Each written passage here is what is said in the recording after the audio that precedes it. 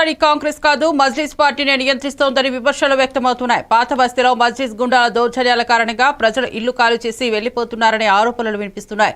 Congress party అభ్యర్థులను కూడా మజ్లిస్ నిర్ణయిస్తోందని విమర్శకులు అంటున్నారు. మజ్లిస్, బీఆర్ఎస్, కాంగ్రెస్, ఏఎంఐఎం పార్టీలు కలిసి రాష్ట్రాన్ని పరిపాలిస్తున్న పరిస్థితి నెలకొని ఉందని, ఇప్పుడు జూబ్లీహిల్స్ ను కూడా మరో పాత బస్తీగా మార్చే యత్నం జరుగుతోందని ఆందోళన వ్యక్తం చేశారు. కాబట్టి ఈరోజు అంతేకాదు మనం చూస్తా ఉన్నాం, ఈరోజు రాష్ట్ర రాజకీయాలను బీఆర్ఎస్ పార్టీ, కాంగ్రెస్ పార్టీ శాసిస్తలేదు. రాష్ట్ర రాజకీయాలను ఈరోజు బీఆర్ఎస్ పార్టీ ఉన్నప్పుడు బీఆర్ఎస్ పార్టీని, కాంగ్రెస్ పార్టీ అధికారం ఉన్నప్పుడు కాంగ్రెస్ పార్టీని శాసిస్తున్నది మజ్లిస్ పార్టీ. మన అనేక సంవత్సరాల అనుభవం ఉంది.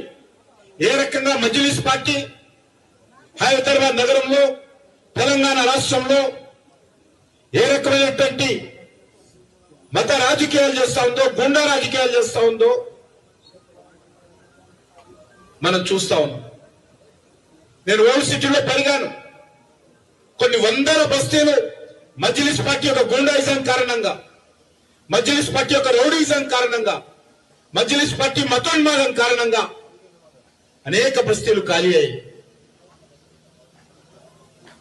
ఈరోజు అక్కడ కనీసం ఒక వ్యక్తి కూడా, ఒక ఇల్లు కూడా లేనటువంటి పరిస్థితుల్లో పూర్తిగా మారిపోయినటువంటి పరిస్థితి ఓల్డ్ సిటీలో కనిపిస్తాం. మరి ఆ ఓల్డ్ సిటీ తర్వాత మరొక పాత నగరంగా ఈ జూబ్లీహిల్స్ అసెంబ్లీని మార్చాలని మజ్లిస్ పార్టీ చూస్తాం.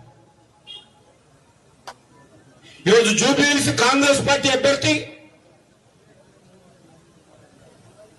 గాంధీ భవన్ లోనో లేక రాహుల్ గాంధీయో నిర్ణయించలేదు.